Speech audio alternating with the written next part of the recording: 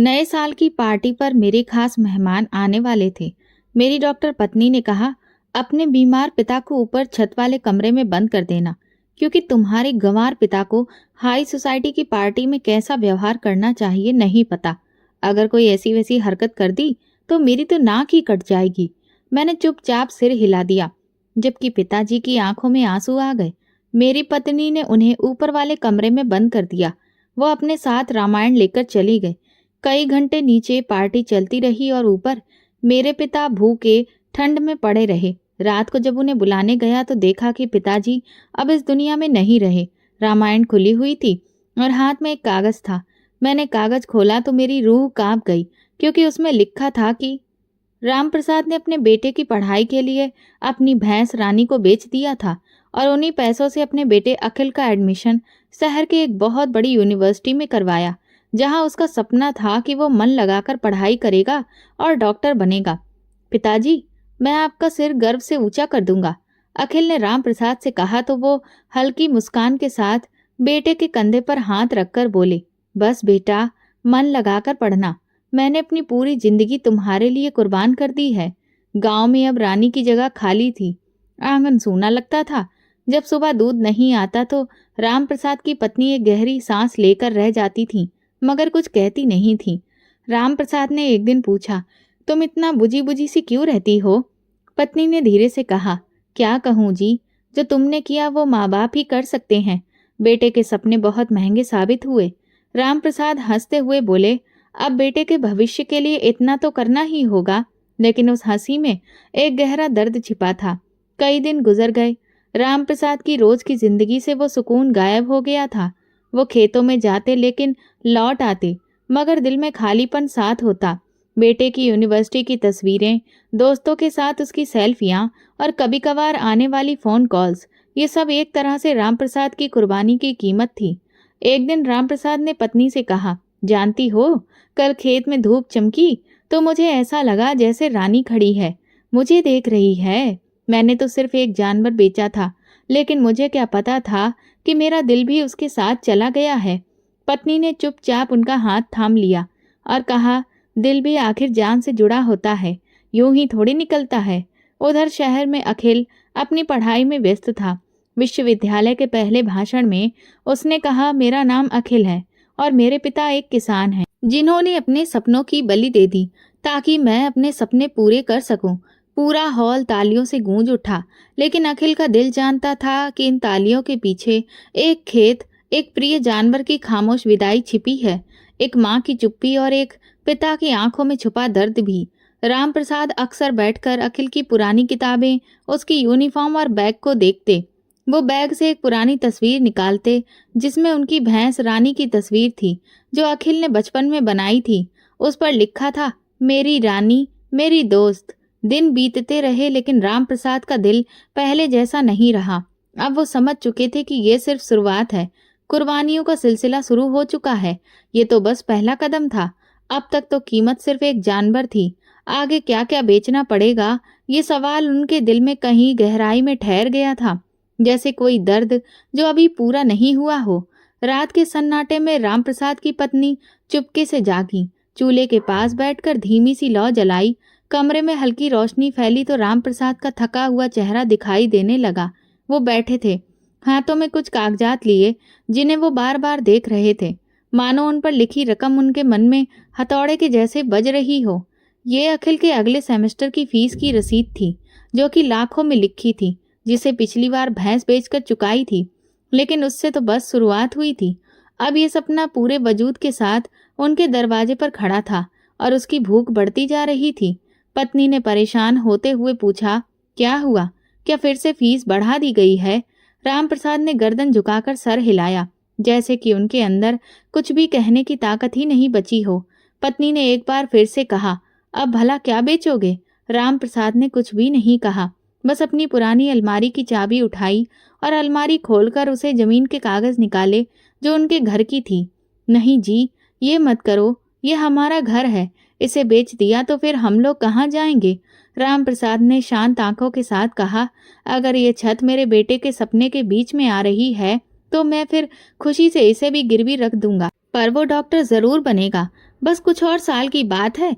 ये सुनते ही पत्नी खामोश हो गई, जैसे किसी ने उसकी सांसों को रोक दिया हो। इसी घर में उन्होंने अपनी पूरी जवानी गुजारी थी। बच्चे को पाला था, दीवारों पर उनके हाथ के निशान थे, छत पर सर्दियों की धूप और गर्मियों की चांदनी बसी थी। लेकिन अब ये सब किसी सपने की खातिर कुर्बान हो रहा था। कुछ दिनों के बाद राम प्रसाद शहर के बैंक में बैठे थे। सामने कागज रखे हुए थे और माथे पर पसीना था। दिल पर कर्ज का बोझ बहुत भारी हो चुका था। कर्ज बैंक ने स्वीकार कर लिया, घर गिरवी रख दिया गया और पैसों से फीस जमा कर दी गई। अखिल का अगला सेमेस्टर भी शुरू हो गया। अखिल बहुत ज्यादा खुश था। पिताजी, मैं अगली प्रयोगशाला के शोध में शामिल हो रहा हूँ। यहाँ के सीनियर डॉक्टर रजत मुझे पहचानने लगे हैं। मेरा नाम यूनिवर्सिटी के बोर्ड पर भी आएगा। राम प्रसाद ने मुस्कुराकर सुना, लेकिन अंदर ही अंदर घर की हर ईंट की कीमत उन्हें महसूस होने लगी थी। धीरे धीरे महीने गुजरते गए, फीस बढ़ती गई। अब अगली बारी पड़ोस की जमीन की थी। वो जमीन जो राम प्रसाद ने हमेशा अपने भविष्य को सुरक्षित रखने के लिए बचाकर रखी हुई थी, अब वो भी बिकने लगी। एक दिन पत्नी ने कहा, आपने कभी सोचा है, अगर वो डॉक्टर नहीं बन सका तो फिर हम लोग कहाँ जाएंगे? राम प्रसाद ने अपनी पत्नी की बात को काटते हुए कहा, वो डॉक्टर जरूर बनेगा। मुझे भगवान पर और अपने बेटे की मेहनत पर पूरा भरोसा है। अखिल यूनिवर्सिटी में बहुत फेमस हो चुका था। उसके बहुत सारे दोस्त बन गए। कई बार भाषण दिए, तस्वीरें सोशल मीडिया पर आईं। वो एक नए माहौल में खुद को बहुत बड़ा समझने लगा था। एक दिन उसने फोन पर कहा, पिताजी, मेरी मेडिकल एसोसिएशन का प्रोग्राम कोलकाता में है। वहां पर जाना बहुत जरूरी है और रजिस्ट्रेशन के लिए 5,000 चाहिए और साथ में यात्रा का खर्चा अलग से होगा। क्या ये सब आपसे हो पाएगा? राम प्रसाद ने सर झुकाकर कहा, हाँ बेटा, मैं इंतजाम करता हूँ। उन्होंने ये बात तो कह दी थी, लेकिन जेब में केवल 3,000 थे। वो फिर बाजार गए, पुराने बर्तन बेचे, बकरी का बच्चा बेच दिया और बेटे के लिए पैसों को भेज दिया।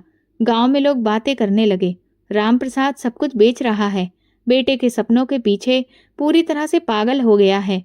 फिर वो कुछ दुखी होकर कहने लगे, भगवान करे अखिल सच में डॉक्टर बन के ही आए, वरना राम प्रसाद का तो सब कुछ बर्बाद हो जाएगा। पत्नी अब खामोश रहने लगी थी। उनके चेहरे पर अब चिंता पसरी रहती थी।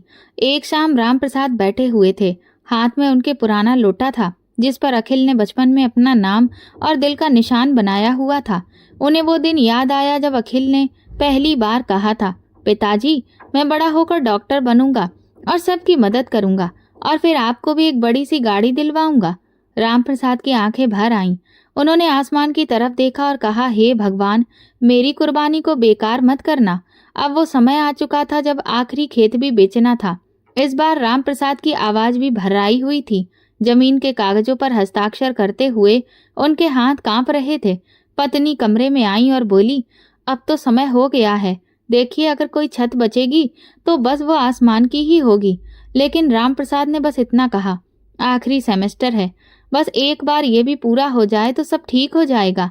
जब अखिल को ये पता चला कि पिताजी ने आखिरी बची हुई जमीन भी बेच दी है, तो उसके चेहरे पर एक पल के लिए सन्नाटा पसर गया था।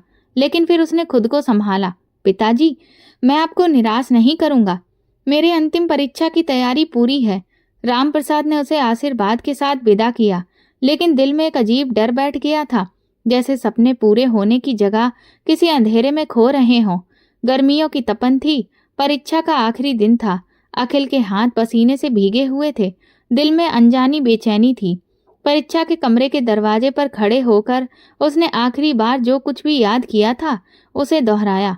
माँ के आशीर्वाद को याद किया और परीक्षा के कमरे में दाखिल हो गया। उसे पता था कि ये सिर्फ एक एग्जाम नहीं था, ये एक सफर का फैसला था, एक यात्रा का निर्णय था। एक ऐसी यात्रा जो राम प्रसाद ने अपने सपनों की बुनियाद पर शुरू की थी। लेकिन किस्मत की कलम कभी कभी उन सपनों के रंगों को फीका कर देती है। परीक्षा के बाद दिन, रात और हफ्ते जैसे रुक से गए थे। राम प्रसाद हर दूसरे दिन अखिल को फोन करते, बेटा तुम्हारे एग्जाम कैसे हुए? और हर बार अखिल धीमी आवाज में जवाब देता, पिताजी, भगवान सब कुछ ठीक कर देगा। राम प्रसाद कुछ महसूस कर रहे थे, कुछ अजीब सा। वो अब ज्यादा समय तक भगवान के आगे बैठकर प्रार्थना करते रहते थे। पत्नी भी अब पहले जैसी शांत नहीं रही थी। वो लगातार चिंता में रहती थी। एक दिन उन्होंने कहा, अगर भगवान ने हमें फल नहीं दिया तो? राम प्रसाद ने केवल एक बात कही, तो जो भी होगा वो फिर भगवान की मर्जी से ही होगा। रिजल्ट का दिन आ गया था। अखिल ने अपने दोस्तों के साथ कंप्यूटर पर रिजल्ट देखा, लेकिन उसमें अपना नाम नहीं पाया। उसका दिल ये देखकर बैठ गया जैसे किसी ने उसकी आत्मा को ही खींचकर निकाल दिया हो। दोस्तों ने उसे सांत्वना दी, कंधे को थपथपाया, लेकिन वो बहुत अच्छे से जानता था कि इसके लिए सब कुछ दांव पर लगा दिया था। वही सपना आज जमीन में दफन हो गया है। वो दिन बहुत ज्यादा भारी था। अखिल ने राम प्रसाद को फोन किया, लेकिन उसके शब्द गले में ही अटक गए थे। वो सिर्फ इतना कह पाया, पिताजी मैं पास नहीं हो पाया। दूसरी तरफ पूरी तरह से खामोशी पसर गई थी। फिर राम प्रसाद की टूटी हुई आवाज आई, ठीक है बेटा, भगवान सब ठीक करेगा। राम प्रसाद की आवाज में वो हार थी जो किसी योद्धा को युद्ध के अंतिम सिपाही के गिर जाने पर महसूस होती है। उन्होंने फोन बंद किया और कुछ पल ऐसे ही दर्द के बोझ तले बैठे रहे। पक्षी अपने घोंसलों की तरफ लौट रहे थे। सूरज ढल रहा था, लेकिन राम प्रसाद का चेहरा जैसे इस समय से बाहर हो चुका था, बिल्कुल रंगहीन, निर्जीव। पत्नी ने हैरान होकर पूछा, क्या हुआ? तो राम प्रसाद ने धीरे से कहा, अखिल फेल हो गया है। उनकी पत्नी बैठ गई, जैसे किसी ने उनके पैरों तले से जमीन खींच ली हो। तो अब हम क्या करेंगे? राम प्रसाद ने लंबी सांस लेकर कहा, पता नहीं, शायद वो कोई नौकरी ढूंढ ले। कुछ दिन बाद अखिल का फोन आया कि अभी अस्पताल में छोटी सी नौकरी मिल गई थी, वार्ड बॉय की। फिलहाल तनख्वाह बहुत कम थी, लेकिन कुछ ना होने से तो बेहतर ही है। राम प्रसाद ने जबरदस्ती मुस्कुराकर कहा, अच्छी बात है बेटा, काम कोई भी छोटा बड़ा नहीं होता। लेकिन उसके दिल ने चुपचाप कहा, जिस कीमत पर मैंने ये सपना खरीदा उसका परिणाम ये नहीं होना था। राम प्रसाद और उनकी पत्नी ने पुराने जख्मों को पीछे छोड़ने का फैसला लिया। अब वहां पर कुछ भी नहीं बचा था, न जमीन, न घर, न रोजगार, बस यादें थीं जो हर दीवार पर चिपकी हुई उदासी जैसी फैली थी। कुछ पुरानी संदूक, थोड़े से पुराने कपड़े और टूटे हुए सपने, बस यही उनका सामान था। उन्होंने पुराने घर का ताला बंद किया और एक बार पीछे मुड़कर उस दरवाजे को देखा जिसके पीछे उनकी पूरी जिंदगी बीती थी। शहर में अखिल ने छोटे से किराए के मकान की व्यवस्था कर ली थी। वो अपने माता पिता को लेने गया। रास्ते भर खामोशी थी। माँ ने एक बार खिड़की से बाहर देखा और कहा, इन 2 हफ्तों में हमने जैसे अपनी पिछली पूरी जिंदगी को जी लिया। अब ये नज़ारा भी अजनबी लगेगा। शहर के उस छोटे से फ्लैट में सब कुछ नया था, लेकिन दिल पुराने जख्मों से भरे थे। अखिल सुबह जल्दी अस्पताल चला जाता और शाम को थका हारा लौटता। राम प्रसाद खिड़की से बाहर ट्रैफिक को देखते रहते थे और सोचते कि जो जिंदगी कभी खेतों में हंसती खिलखिलाती थी, अब सीमेंट की दीवारों में कैद हो गई है। शहर की सुबह गांव की सुबह से बिल्कुल अलग होती थी। ना तो मुर्गों की बांग होती, न खेतों की खुशबू, न पक्षियों का चहचहाना जो दिन की शुरुआत को खूबसूरत बनाते थे। यहाँ सब कुछ तेज, बेरहम और संवेदनहीन था, जैसे इंसानों के चेहरे मोबाइल की चमक से रोशन हो। अब अखिल अपनी नौकरी में उलझा हुआ था। वो अस्पताल के मरीज, रिपोर्ट और दावों की दुनिया में खो गया था। अब वो खुद को परिवार के लिए उपयुक्त मानने लगा था और उनके लिए समय निकालना कठिन लगता था। वो कहता, आप लोग आराम करो, मैं शाम को कुछ फल लेकर आ जाऊंगा। लेकिन जब शाम होती तो वो थका हारा खाली हाथ वापस घर लौट आता। एक शाम राम प्रसाद ने पत्नी से छत पर चलने की जिद की। चलो सुशीला, शहर की शाम देखें, शायद कुछ मन बहल जाए। पत्नी ने फीकी हंसी के साथ कहा, यहाँ की शाम में सुकून नहीं है, बस शोर है। गांव की शाम में जब भजन की आवाज गूंजा करती थी तो कितना सुकून मिलता था। यहाँ तो केवल अब गाड़ियों के हॉर्न सुनाई देते हैं। कुछ ही दिनों में उनकी तबीयत बिगड़ने लगी। राम प्रसाद ने अखिल से कहा, बेटा, तुम्हारी माँ की तबीयत ठीक नहीं लग रही है, किसी अच्छे डॉक्टर को दिखा लो। अखिल ने लापरवाही से जवाब दिया, पिताजी मैं खुद अस्पताल में हूँ, दवा भी ले आऊंगा, बस समय पर आप उन्हें खिला दिया करिए। राम प्रसाद कुछ कहना चाहते थे मगर चुप हो गए। उन्हें एहसास था कि इसके लिए उन्होंने सब कुछ बेच डाला। वो बेटा अपनी माँ की आंखों का आंसू तक नहीं देख पा रहा। एक रात बारिश हो रही थी, छत से पानी टपकने लगा। पत्नी की खांसी और बारिश की बूंद की टप टप ने कमरे को एक बड़े ही दुख भरे माहौल में बदल दिया था। राम प्रसाद अपनी पत्नी के सिर पर हाथ फेरते रहे और धीरे धीरे कुछ बड़बड़ाते रहे। सुबह होते होते उनकी पत्नी की सांस धीमी होने लगी थी। वो उनका हाथ पकड़कर कह रहे थे, कुछ भी नहीं होगा तुम्हें। पत्नी ने कहा, प्रार्थना करो, कि भगवान सब ठीक करे, लेकिन शायद भगवान को तो कुछ और ही मंजूर था। सुबह जब सूरज निकला तो राम प्रसाद की पत्नी, जिन्होंने उनके साथ जीवन की तेज धूप झेली थी, अब हमेशा के लिए शांत हो चुकी थीं। उनके चेहरे पर वही सुकून था जो शायद गांव के किसी पुराने कमरे में बचपन के झूले के पास सोते वक्त होता था। रामप्रसाद की आंखों के सामने अंधेरा छा गया। वो खामोशी से शहर की इस भीड़ में अकेले बैठ गए। अब बारिश की बूंदें जमीन पर नहीं, उनके दिल पर गिर रही थीं। अखिल दोपहर तक आया। अपनी माँ की लाश देखकर कुछ देर तक वो चुपचाप खड़ा रहा। फिर औपचारिकता बस आंसू बहा दिए और अंतिम संस्कार के इंतजाम में लग गया। पिताजी, आप बिल्कुल भी फिक्र मत कीजिए, मैं सब कुछ संभाल लूंगा। उन्हें जलाने की प्रक्रिया शांतिपूर्वक पूरी हुई। कोई भी करीबी रिश्तेदार पास में नहीं था, सिर्फ कुछ पड़ोसी और राम प्रसाद की अधूरी प्रार्थनाएं। शमशान में चिता को अग्नि देते समय राम प्रसाद ने अपना सर झुका लिया और बस इतना कहा, अब तुम्हें इस दुनिया की भाग दौड़ और शोरगुल से मुक्ति मिल गई है। अंतिम संस्कार के बाद राम प्रसाद बहुत देर तक वहीं बैठे रहे। उन्हें पत्नी की कही हुई बातें याद आ रही थीं। ये सपने हमें ले डूबेंगे, है ना? तुम सही कहती थी। और फिर वो पूरी तरह शांत हो गए, जैसे उनके अंदर बोलने की अब शक्ति ही खत्म हो गई हो। अब वो किसी से बहस नहीं करते, किसी से किसी चीज की मांग नहीं करते। बस हर सुबह रामायण का पाठ करते और दिन भर पत्नी की पुरानी साड़ी का आंचल सीने से लगाए घूमते। किसी कोने में चुपचाप बैठे रहते। एक दिन अखिल ने कहा, पिताजी, क्या आप अब गांव वापस जाना चाहेंगे? रामप्रसाद ने एक नजर बेटे की तरफ देखा और कहा, अब वहां क्या है? तुमने तो सब कुछ बेच डाला। अब तो शायद मेरी अस्थियां भी यहीं की गंगा में विसर्जित होंगी। अखिल के चेहरे पर एक पल के लिए शर्म का भाव आया, लेकिन फिर वो अपने मोबाइल में व्यस्त हो गया। शहर की जिंदगी ने रामप्रसाद को भीतर से खोखला कर दिया था। गांव की खुली हवा, मिट्टी की खुशबू, नीम के पेड़ की छांव, ये सब केवल एक सपना बनकर रह गए थे। अब केवल बंद खिड़कियां, घुटनों का दर्द और नींद से खाली रातें बाकी थीं। वो हर रात बिस्तर पर लेटे हुए अपनी पत्नी की तस्वीर को देखते और धीरे से कहते, मैंने सपनों के पीछे सब कुछ दे दिया, लेकिन ये नहीं जाना कि सपने भी कभी सीने में दफन हो सकते हैं। अब वो अपनी जिंदगी के उस मोड़ पर थे जहां ना कोई इच्छा बची थी, ना कोई उम्मीद, सिर्फ खामोशी थी और बेटे के व्यवहार की बेरुखी हर पल घेरे रहती थी। कमरे में सन्नाटा गूंजता था। खिड़की के बाहर की रोशनी भी अंधेरे जैसी लगती और समय केवल दीवार की घड़ी में चलता था, दिल में नहीं। रामप्रसाद दिन भर चुपचाप बैठे रहते और अखिल सुबह अस्पताल और शाम को अपने मोबाइल में व्यस्त हो जाता। बाप बेटे के बीच न कोई झगड़ा था, न अपनापन, बस एक ठंडी दूरी थी। इन्हीं दिनों में अस्पताल में अखिल की मुलाकात डॉक्टर रजनी से हुई। वो उम्र में अखिल से कुछ बड़ी थी, लेकिन पर्सनैलिटी बहुत ही मजबूत, आत्मनिर्भर और प्रभावशाली थी। रजनी एक सेल्फ डिपेंडेंट ऊंचे दर्जे की महिला थी, जो एक बहुत रेपुटेटेड औरत शकुंतला की बेटी थी और अपने स्वभाव में बिल्कुल स्पष्ट। अखिल, जो बार बार अपने जीवन में टूटा था, रजनी की गंभीरता और मजबूत स्वभाव से प्रभावित हुआ। धीरे धीरे दोनों के बीच दोस्ती होने लगी। रजनी को भी अखिल की संजीदगी, उसका खामोश रहना और उसका प्यार से बात करना बहुत अच्छा लगने लगा। एक दिन उसने अखिल से कहा, मेरी माँ चाहती है कि मैं किसी अमीर बिजनेसमैन से शादी कर लूं, लेकिन मेरा दिल कहता है कि तुम्हारे जैसे सच्चे इंसान के साथ जीवन बिताना सबसे अच्छा होगा।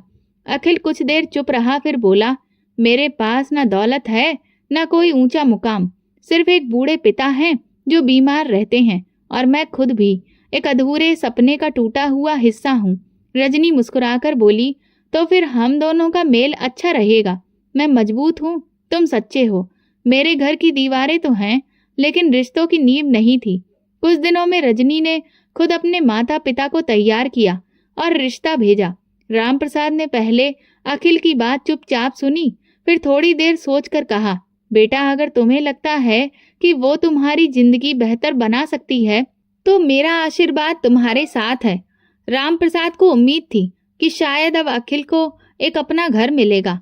शायद वो खुद भी उसे तंग मकान से निकलकर किसी बेहतर जगह जा सकेगा। शादी साधारण तरीके से हुई, लेकिन रजनी के घर की चमक धमक, फैशन, महंगे कपड़े और घमंडी नजरों ने राम प्रसाद को भीतर से बहुत ही छोटा और कमजोर महसूस करवाया। शादी के बाद जब राम प्रसाद दुल्हन को विदा होते हुए देख रहे थे तो उनके दिल में एक अजीब सा खालीपन था, जैसे इस शादी में कुछ अधूरा था। कोई भावना, कोई अपनापन, कुछ भी नहीं। शादी के कुछ ही दिनों के बाद अखिल और रजनी ने राम प्रसाद को अपने साथ ही शहर के महंगे इलाके में स्थित घर में रहने के लिए कहा। राम प्रसाद के लिए अब एक अलग छोटा कमरा रखा गया जो मेन गेट के पास था। शुरू शुरू में रजनी का व्यवहार फॉर्मेलिटी से भरा था, लेकिन जल्दी ही उसके व्यवहार में कठोरता और उपेक्षा झलकने लगी थी। एक दिन जब राम प्रसाद सुबह चाय लेने के लिए किचन के पास आए तो रजनी ने झुंझलाकर कहा, अगर चाय बनानी है तो खुद बना लीजिए, मैं यहाँ पर नौकरानी नहीं हूँ। राम प्रसाद ने एक पल उसकी तरफ देखा और फिर धीरे से कहा, बेटी मैं तो सिर्फ पानी लेने आया था। रजनी ने ताना देते हुए कहा, तो फिर बर्तन क्यों छू रहे हैं? इस घर में मुफ्त का खाना नहीं मिलता है। इस वक्त अखिल कमरे से बाहर आ गया और रजनी ने बात पलट दी, लेकिन राम प्रसाद का दिल पहली बार चुपचाप से घायल हो चुका था। कुछ दिन बाद रात के खाने के बाद रजनी ने राम प्रसाद के इस्तेमाल किए गए बर्तन उनके हाथ में पकड़ा दिए और कहा, इन्हें खुद धो दीजिए बाहर। अगर सुबह नौकरानी आई और उसने रात के रखे हुए बर्तन देखे तो वो बहुत ही ज्यादा नाराज हो जाएगी। राम प्रसाद ने अखिल की ओर देखा, लेकिन फिर चुपचाप बाहर जाकर बर्तन धोने लगे। ठंडी रात थी, हवा भी ठंडी थी।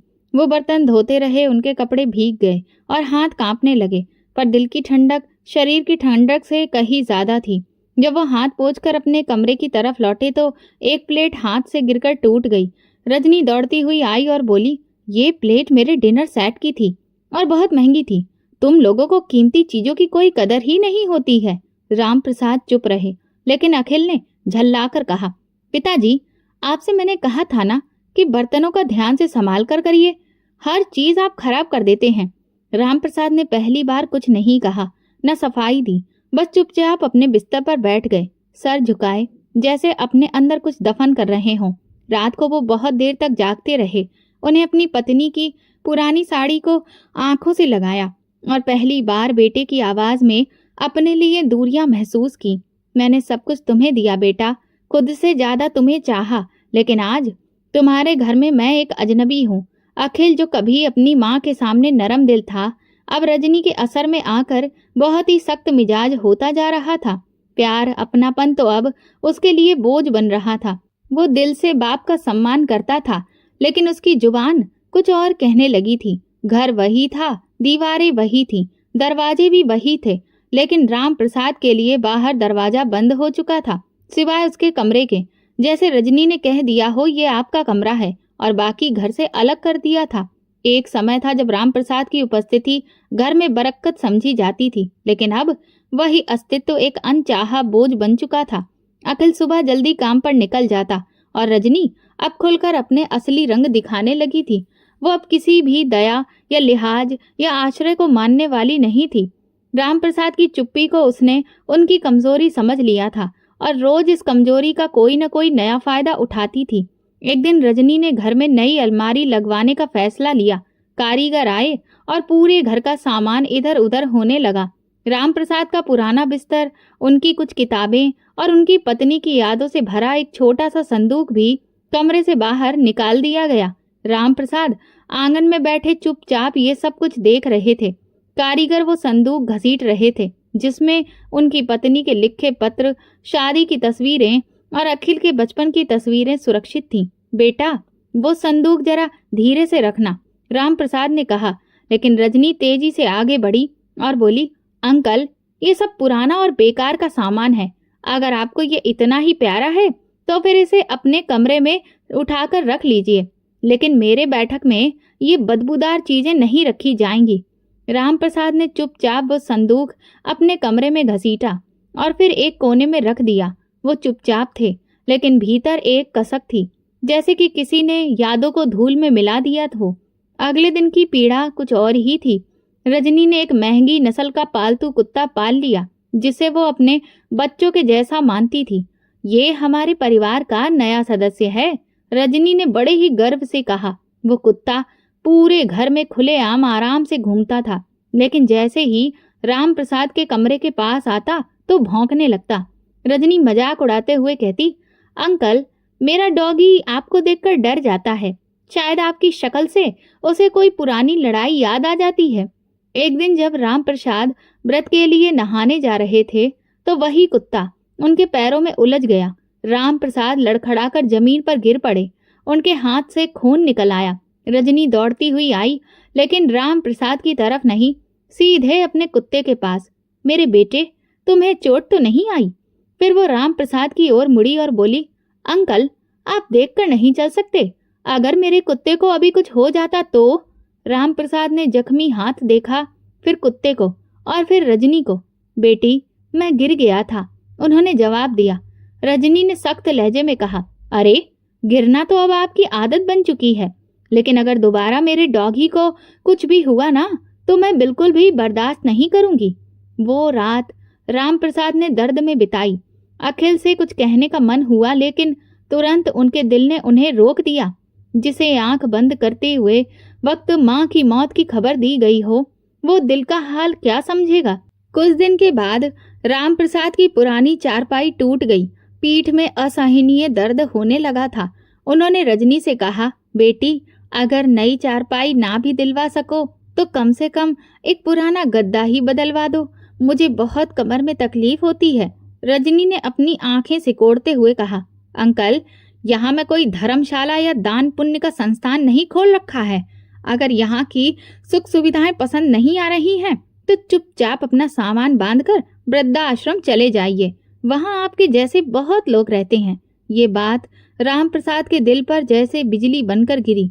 जो मेरी मेहनत का बना हुआ घर था, उसे मैं इस घर में रहने वालों के खातिर लुटा दिया था, और आज इन लोगों के घर में खुद मेरे लिए ही जगह नहीं बची थी।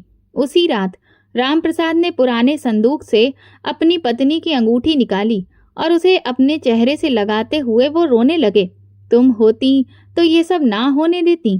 तुम होती तो मेरा बेटा मुझे यूं बेबस ना देखता। अब रजनी का अत्याचार एक नया ही रूप ले चुका था। वो जानबूझकर राम प्रसाद का खाना समय पर नहीं देती थी और अक्सर नाटक करते हुए कहती, अरे, अंकल के लिए खाना तो मैं रखना भूल ही गई थी। कभी कहती, अभी तो उन्होंने नाश्ता किया ही है, तो अभी थोड़ी ना खाना खाएंगे। या फिर वो अक्सर रात की बची हुई सूखी सब्जी उन्हें दे देती। कहती, पिताजी को भला ये सबसे क्या ही फर्क पड़ता होगा। वो अक्सर राम प्रसाद के साधारण पहनावे पर भी भद्दी भद्दी बातें करती।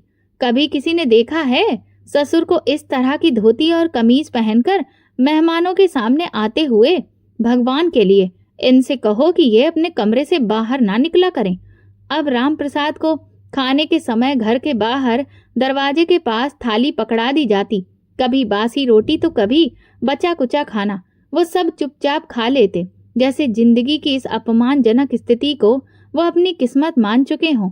एक दिन राम प्रसाद ने संदूक से पत्नी की लिखी एक चिट्ठी निकाली, जिसमें उसने अपने दुख लिखे थे। हे भगवान, जिस बेटे के लिए सब छोड़ के उसके घर में अगर जगह न मिली तो हमें अपने घर बुला ले।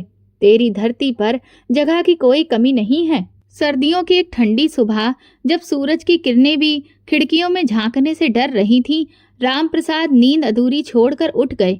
न शरीर में गर्माहट थी, न दिल में उम्मीद। बिस्तर पर पड़े कंबल बार बार खिसक रहा था, जैसे अब वो भी उस बूढ़े से परेशान हो चुका हो। ठंडी हवा दरवाजे की दरारों से भीतर आ रही थी, लेकिन राम प्रसाद के अंदर की ठंड उसे मौसम से कहीं ज्यादा कचोट रही थी। अब रजनी रोज सुबह दरवाजा खटखटाकर कहती, अंकल, चाय बनानी है तो बर्तन धोकर लीजिएगा। एक जमाना था जब राम प्रसाद खेतों में सारा दिन मेहनत करता था और शाम को चूल्हे के पास बैठता था तो उसकी पत्नी चुपचाप चाय बना लेती थी और दोनों साथ में बैठते थे। अब वो सब यादें अतीत की छाया बनकर रह गई हैं। आज भी वो बर्तन लेकर बाहर गए। पानी बर्फ के जैसा ठंडा था, हाथ कांप रहे थे। नीचे झुककर नल खोला तो कपड़ों तक में ठंड समा गई। ठंडी हवाओं ने कमर पर चोट की तरह असर किया। हाथों से झाग नहीं बन रहे थे, उंगलियां सुन्न हो रही थीं, लेकिन वो चुपचाप बर्तन धोते रहे, जैसे ये उनका ही काम हो।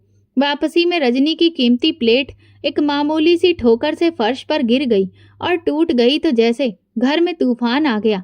रजनी तेजी से बाहर आई और आवाज तेज करते हुए बोली, ये क्या किया आपने? आप हर बार यही करते हैं।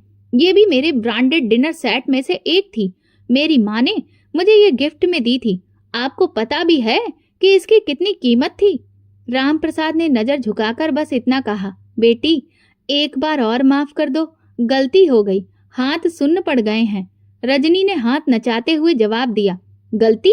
हर बार आपसे कुछ ना कुछ टूट ही जाता है। बस अब बहुत हो चुका, चीजों को संभाल कर रखिए। इसी दौरान अखिल कमरे से बाहर निकला। आंखें अभी भी नींद से भरी थीं, लेकिन पत्नी की आवाज ने उसे जगा दिया था। क्या हुआ?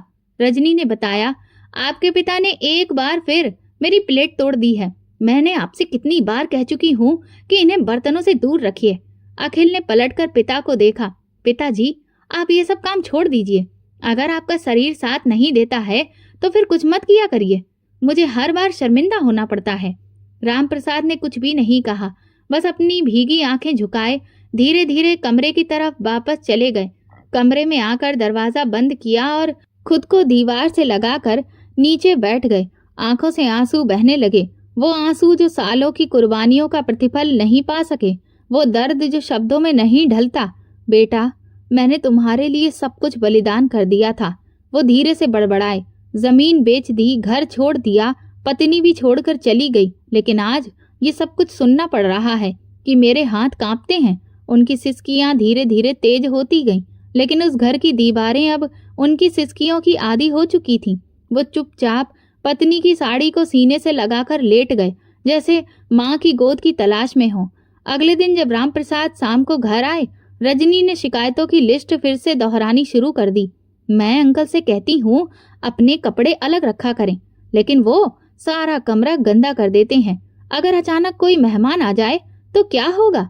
अखिल ने सर हिलाया। मैं उन्हें समझाऊंगा, तुम चिंता मत करो। रात के खाने के बाद अखिल अकेले राम प्रसाद के कमरे में आया और कहा, पिताजी, रजनी जो कहती है वो गलत नहीं है। आप अपना ख्याल नहीं रखते हैं। कम से कम थोड़ा कायदे से रहा करिए। ये शहर है, कोई गांव नहीं है। राम प्रसाद ने मुस्कुराकर उसकी ओर देखा। ये वो मुस्कान थी जिसमें पीड़ा छुपी हुई थी। बेटा, मैं तो अब सिर्फ इस वक्त का यात्री हूँ। तुम्हारे साथ हूँ, लेकिन तुम्हारे जैसा नहीं। अगर मेरी मौजूदगी तुम्हें बोझ लगती है तो कह देना, मैं कहीं और चला जाऊंगा। अखिल को बहुत शर्मिंदगी हुई, लेकिन तभी रजनी की आवाज आई, किचन की लाइट बंद कर देना, अंकल शायद फिर ना आ जाएं। शर्म, मोहब्बत और थकान तीनों ने अखिल को चुप करवा दिया। राम प्रसाद के लिए अब हर दिन एक जैसा हो गया था। सुबह आंगन में धूप में बैठना, शाम को कोने में छाया के साथ और रात पत्नी की यादों के साथ सोना। कभी कभी वो प्रार्थना करते, भगवान, अगर इस दुनिया में मेरी कोई जगह नहीं रही तो अपनी मिट्टी में ही थोड़ी सी जगह दे देना। एक दिन एक दोस्त घर आया। सबके साथ रात के खाने पर रजनी ने खास इंतजाम किया, लेकिन राम प्रसाद का जिक्र तक नहीं किया गया। जब वो दोस्त किचन की तरफ गया और राम प्रसाद को आंगन में बैठे देखा तो हैरान हो गया। ये बुजुर्ग कौन है? रजनी ने कहा, अरे ये मेरे ससुर हैं, ये यहीं रहते हैं, बस बहुत साधारण हैं। राम प्रसाद ने खुद से कहा, हाँ, मैं साधारण ही हूँ, क्योंकि साधारण ही वो चीज है जो किसी को सम्मान देती है और किसी से छीन भी लेती है। उस रात राम प्रसाद बहुत रोए। वो रोना जिसमें सिर्फ दुख नहीं था, बल्कि पूरी हताशा बसी थी। मैंने रिश्तों को अनमोल समझा, इसलिए सब कुछ बलिदान कर दिया, लेकिन आज रिश्तों की कीमत रुपयों में तोली जाती है। वो सुबह की हवा अब तक सुकून नहीं देती थी जो कभी गांव के खेतों में महसूस होती थी। नीम की छांव, पत्नी की आवाज और कच्ची मिट्टी की महक। अब शहर की सुबह में सिर्फ सन्नाटा और बेरुखी थी। राम प्रसाद उस घर में किसी बड़े बुजुर्ग की तरह नहीं, बल्कि एक बोझ की तरह रहने लगे थे। एक ऐसा बोझ जिसे ना कोई गले लगा सकता था, ना दिल में जगह दे सकता था। वो कमरे के कोने में बैठे रहते, कभी दरवाजे के पास, कभी आंगन की उस बेंच पर जहां रजनी ने उनके लिए एक स्थायी जगह तय करके रख दी थी। ये अंकल का कोना है, वो मेहमानों से हंसते हुए कहती। हमने उन्हें बाहर की हवा के लिए यहाँ पर रखा है, लेकिन राम प्रसाद जानता था ये उसका खाने का कोना है। वो कोना जहाँ अब सिर्फ बासी रोटी, बची हुई सब्जी और ठंडा पानी मिलता है। एक दिन दोपहर को जब रजनी ने बची हुई रोटी सब्जी लाकर राम प्रसाद के सामने रखी तो वो बस चुपचाप थाली को देखते रहे। सब्जी पर तेल जमा हुआ था और रोटी बुरी तरह से अकड़ी हुई थी, जैसे समय की बेरहमी ने उसे और ज्यादा कठोर बना दिया हो। अंकल, भूखे रहने से तो यही ठीक है कि इसी को खा लीजिए, रजनी ने मजाक उड़ाते हुए लहजे में कहा। रामप्रसाद ने धीरे से थाली उठाई और दरवाजे के पास बैठकर खाने लगे। वो निवाले जो कभी पत्नी प्यार से बनाकर देती थी, अब जुबान पर छाले जैसे लगते थे। अखिल उस समय घर पर नहीं था, अस्पताल में ड्यूटी पर था। शाम को लौटा तो रजनी ने हल्के अंदाज में कहा, आपके पिताजी ने आज भी खाना आंगन में खाया। उन्हें ड्राइंग रूम की हवा शायद पसंद नहीं आती है। शायद। अखिल ने बस मुस्कुराकर सर हिला दिया। अब वो हर बात में अपनी पत्नी की हाँ में हाँ मिलाने लगा था, चाहे बात कितनी भी तीखी क्यों ना हो। कुछ दिन बाद सर्दी की तेजी और ज्यादा बढ़ गई। रामप्रसाद की तबीयत कुछ बोझिल सी लगने लगी।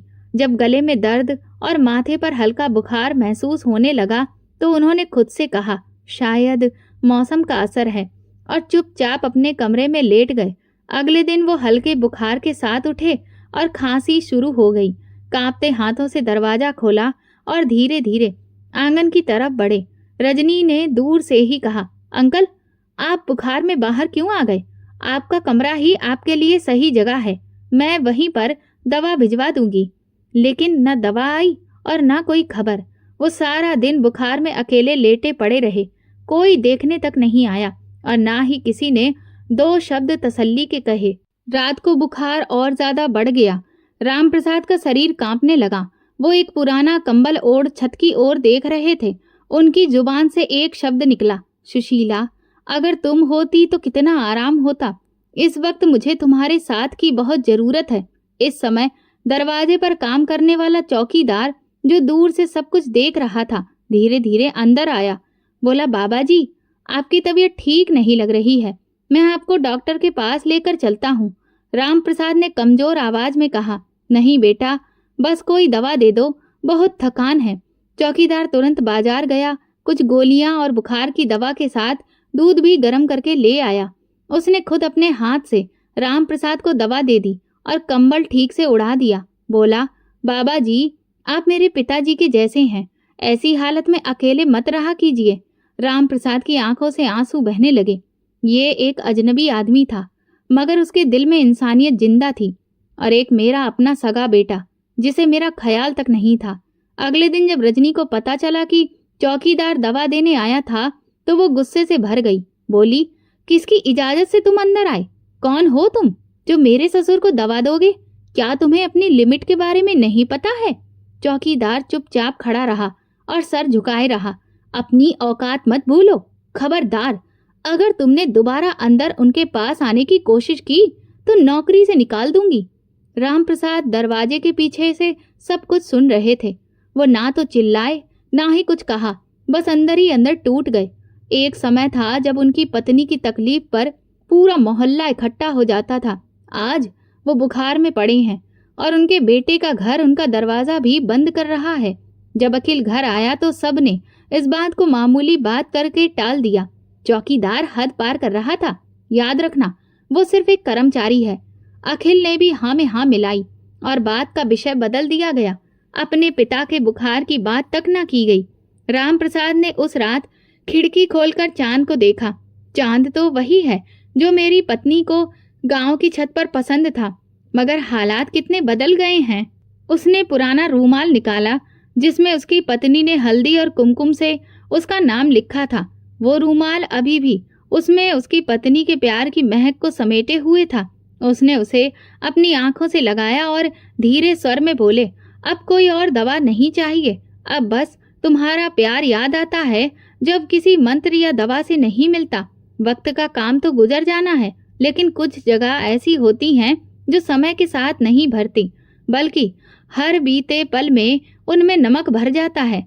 रामप्रसाद के लिए भी वक्त बीत रहा था, लेकिन ऐसा वक्त जिसमें ना मुस्कुराहट थी, ना ही किसी खुशी की झलक थी, बस खामोशी और अकेलापन था। वो पीड़ा, वो अधूरी उम्मीदें हर दिन के साथ बढ़ती जा रही थीं। 5 साल बीत चुके थे लेकिन राम प्रसाद के दिल की हालत वैसे के वैसी ही थी। अब वो बहुत कम बोलते, अक्सर किसी कोने में बैठे रहते या रामायण पढ़ते रहते।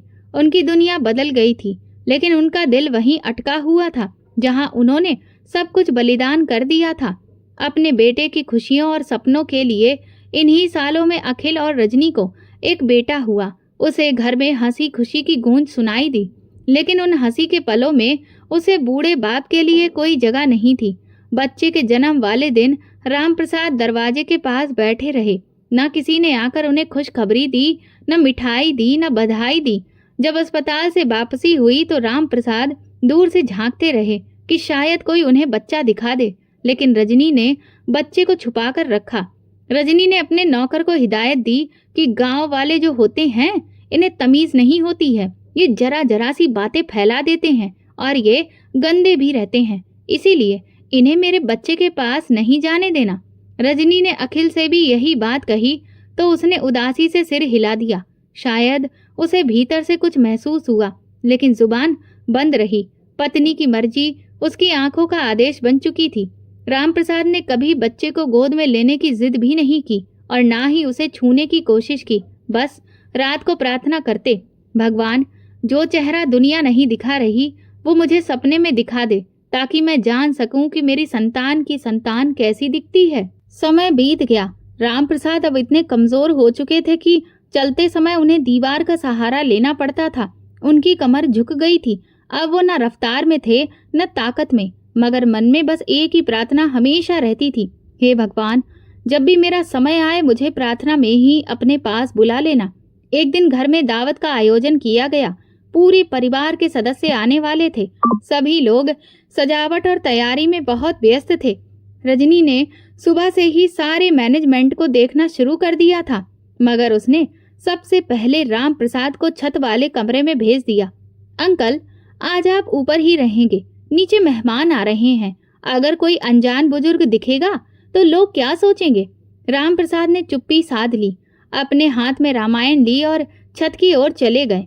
उनके कदम कांप रहे थे, लेकिन उनकी जुबान पर कोई भी शिकायत नहीं थी। बस मन कह रहा था कि ये मेरे बेटे का घर है, पर इसमें मेरे लिए कोई भी जगह नहीं है।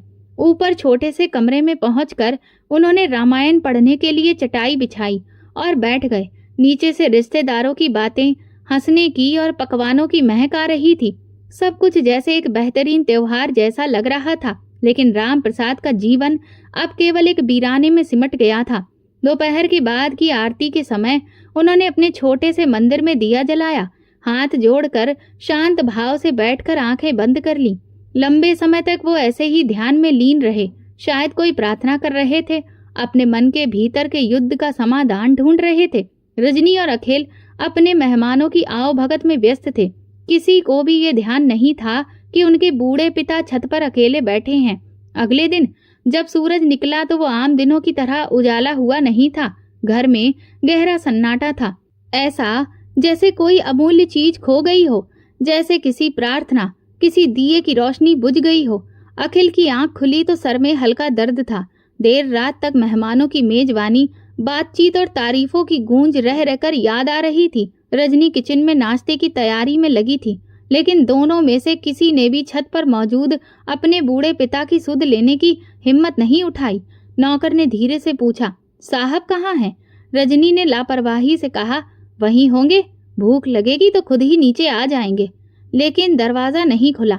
दोपहर होने को आई, सूरज की किरणें छत पर चमक रही थी और अचानक अखिल को याद आया कि पिताजी कहाँ हैं। कल से उन्होंने शायद कुछ खाया भी नहीं था। वो सीढ़ियां चढ़कर छत पर पहुंचा। कमरे का दरवाजा खोला तो देखा कमरे में हल्की रोशनी चल रही थी। राम प्रसाद अपनी चटाई पर झुके हुए थे, बिल्कुल शांत। पिताजी, अखिल ने धीरे से पुकारा, मगर कोई उत्तर नहीं मिला। उसने आगे बढ़कर उनके कंधे को छुआ। राम प्रसाद अब इस दुनिया की उपेक्षा, अकेलेपन और उपेक्षा से मुक्त हो चुके थे। वो उसी चटाई पर थे जिस पर सालों तक उन्होंने भगवान से प्रार्थना की थी, और वही अब उनकी अंतिम मुस्कान बन गई थी। आंखों के सामने अंधेरा छा गया, सीने में दिल धड़कना भूल गया। वो फर्श पर बैठ गया। एक पल को जैसे सब कुछ रुक गया। रजनी ऊपर आई। उसके चेहरे पर कोई भी दुख नहीं था, बस हल्की सी हैरानी, फिर उसने धीरे से कहा, भगवान उनकी आत्मा को शांति दे। अच्छा हुआ शांति से चले गए। वो नीचे उतरते हुए गुनगुनाई, आखिरकार एक बोझ कम हुआ। अखिल ने कुछ नहीं कहा, बस सर झुकाकर छत से नीचे उतर आया। अंतिम संस्कार की जिम्मेदारी पड़ोसी और चौकीदार ने संभाली। न कोई आंख नम हुई, न कोई शोक सभा, न कोई सच्चे दिल से की गई प्रार्थना। अंतिम संस्कार की तैयारी छोटी थी, लेकिन राम प्रसाद के कारण भगवान के पास आकाश में दर्ज हो चुके थे। उसी वक्त घर में फिर एक गहरी खामोशी छाई थी कि अचानक वो बच्चा जो रात तक माँ की गोद में खेल रहा था, अचानक अपना सर पकड़कर जोर से चिल्लाने लगा, मम्मी बहुत तेज दर्द हो रहा है। रजनी घबरा गई। अखिल घबराकर आगे बढ़ा, क्या हुआ बेटा, कहाँ दर्द है? बच्चा तड़प रहा था।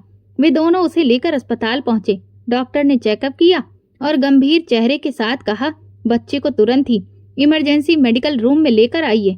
इसके सर में कोई भयंकर संक्रमण है और हालत बहुत ज्यादा बिगड़ चुकी है। हमें कुछ और टेस्ट करने होंगे। अखिल और रजनी अब वहीं खड़े रह गए। 2 दिन पहले जो बच्चा हंसी खुशी खेल रहा था, आज जीवन और मौत की लड़ाई लड़ रहा था। कुछ घंटे के बाद डॉक्टर इमरजेंसी रूम से बाहर आया और बस इतना कहा, हमने पूरी कोशिश की थी, लेकिन आपका बच्चा भी दुनिया में नहीं रहा। ये सुनते ही अखिल के पैरों तले से जमीन खिसक गई। रजनी वहीं जमीन पर बैठकर चीख पड़ी, ये क्या हो गया, हमारा बेटा? अखिल दीवार का सहारा लेकर खड़ा रहा, आंखों से आंसू बहते रहे। डॉक्टर ने बताया, आपके बेटे के सर में ट्यूमर था जो अपनी आखिरी स्टेज पर पहुंच चुका था और जिसकी वजह से आपका बेटा इस दुनिया को छोड़कर चला गया। अखिल फूट फूट कर रो रहा था, लेकिन दिल के अंदर कोई अनजाना डर गूंज रहा था, जैसे ब्रह्मांड के किसी कोने से कोई पुकार आ रही हो। जिस पिता की मौत पर उसकी आंखें नम नहीं हुई थीं, अब उसी के पोते को कंधे पर लेकर जाना पड़ा। शमशान में अब 2 लाशें रखी हुई थीं, एक राम प्रसाद की और एक अखिल के बेटे की। दादा और पोता, जिन्हें जीवन ने कभी एक दूजे से जोड़ा नहीं, लेकिन मौत ने उन्हें एक ही अंतिम रास्ते पर मिलाकर एक कर दिया था। अखिल अपने पिता की चिता के पास जमीन पर बैठा फूट फूट कर रो रहा था, पिताजी, मैंने आपसे सब कुछ छीन लिया, समय, सम्मान, प्रेम, और बदले में भगवान ने मुझसे मेरा सुख, मेरा बेटा छीन लिया। ये आपकी बद्दुआ नहीं थी, ये मेरे कर्मों का फल था। पीछे रजनी खड़ी थी, आंसू बहते हुए भी वो पूरी तरह शांति में थी। उसके भीतर एक ऐसी आग जल रही थी जो केवल रिश्तों की बेइज्जती और अनदेखी पर मिलती है, एक ऐसी सजा जो अब हर दिन उसे अंदर ही अंदर भस्म करती रहेगी। शमशान की हवा भारी थी, सन्नाटा इतना गहरा था जैसे हवा ने भी सांस लेना छोड़ दिया हो। हल्की हल्की लकड़ियां दोनों तरफ डाली जा रही थी। एक राम प्रसाद की चिता थी जिसने जीवन भर त्याग किया, और दूसरी उस पोते को दफनाया जाने वाला गट्टा जिसमें मासूम हंसी हंसने वाले बेटे को जमीन में दफनाया जाएगा। अब उसकी मासूम हंसी कभी भी सुनाई नहीं देगी। 2 पीढ़ियां जो जीवन में एक दूसरे को छू भी ना सकी, आज इस मिट्टी में मिल जाएंगी। अखिल चिता के किनारे बैठा था, चेहरे को दोनों हाथों में छुपाकर लगातार रोता रहा। वही इंसान जो कभी चुपचाप बर्तन धोता रहा और कुछ ना बोला, आज अपनी आवाज ही खो बैठा था। उसे लग रहा था जैसे दुनिया की हर किरण, हर कण उसे दोष दे रहा हो, हर मिट्टी का कण जैसे उसे पुकार रहा हो। तुमने एक पिता को अकेला छोड़ एक पोते को दादा के प्यार से वंचित किया। पास खड़ी रजनी चुप थी, उसके चेहरे पर अब वो कठोरता नहीं थी जो पहले हुआ करती थी। बच्चे की मौत ने उसकी आंखों से चमक और दिल से शांति छीन ली थी। अब वो समझ चुकी थी कि जिस पिता को उसने नौकर समझा, वही वास्तव में भगवान का आशीर्वाद थे, और उन्हें खोकर वो अब एक बहुत बड़े दंड में पड़ चुकी थी। अखिल ने कांपते हाथों से राम प्रसाद की राख पर हाथ रखा और धीरे से कहा, पिताजी, काश समय रहते समझ पाता, काश आपके सिर पर कभी प्यार से हाथ रख पाता, काश मैं आपको अपने शब्दों से अकेला ना छोड़ता। आंखों से बहते आंसू रुकने का नाम नहीं ले रहे थे। उसने अपने बेटे की ओर देखा जो अब जमीन में गहरी नींद सो रहा था, और बेसुध सा बोला, ये मेरा ही फैसला था पिताजी। बेटे के लिए आपकी ममता न समझ पाया, ईश्वर ने वही बेटा मुझसे छीन लिया। कुछ देर बाद लोग वहां से चले गए, बस अंतिम विदाई रह गई, और एक व्यक्ति जो बीच में बैठा अपने कर्मों का लेखा जोखा कर रहा था। महीने साल बीतते गए, लेकिन अखिल का मन वहीं ठहर गया। उस पल में जब उसने अपने पिता को आखिरी बार उस चटाई पर अंतिम सांस लेते छोड़ा था। अब वो अक्सर शमशान आता, दोनों की मिट्टी के बीच बैठता, गीता का पाठ करता, आंखें बंद करता और सिर्फ एक प्रार्थना करता, भगवान जो कमी मुझसे रह गई उसे मेरे आंसुओं से माफ कर देना। माँ बाप के बलिदानों का मूल्य ये संसार कभी चुका नहीं सकता। जो संतान अपने माता पिता को समय रहते नहीं समझ पाती, उसे जीवन में कभी भी सच्चा सुख नहीं मिलता है। अगर समय पर संबंधों की पहचान ना की जाए तो फिर वही समय उन्हें छीन लेता है। माता पिता की सेवा ही स्वर्ग है और उन्हें अनदेखा करना जीवन का सबसे बड़ा दुर्भाग्य। रिश्तों का सम्मान करना चाहिए, क्योंकि जो धरती आज शांत है वही कल हमारे लिए भी नरम या कठोर बन सकती है। दोस्तों, माँ बाप भगवान का रूप होते हैं। जो संतान समय रहते उनके प्रेम और त्याग को नहीं समझती, वो जीवन में कभी भी सच्चे सुख और शांति को नहीं पा सकती है। इसीलिए उनका सम्मान करें, क्योंकि एक बार समय खोया हुआ अपनापन लौटकर कभी नहीं आता। ये वीडियो केवल मनोरंजन के उद्देश्य से बनाया गया है। सभी पात्र काल्पनिक हैं। वास्तविक व्यक्तियों, जीवित या मृत या वास्तविक घटनाओं से कोई भी समानता विशुद्ध रूप से संयोग है। किसी भी व्यक्ति, धर्म या जाति को ठेस पहुंचाने की मंशा नहीं है। अगर आपको हमारी कहानी पसंद आई हो तो कमेंट करके बिल्कुल बताएं। वीडियो को लाइक करें और ज़्यादा से ज़्यादा शेयर करें। चैनल पर नए हैं तो सब्सक्राइब जरूर करें और नोटिफिकेशन बेल दबाएं ताकि अगली अपडेट सबसे पहले आपको मिले। धन्यवाद।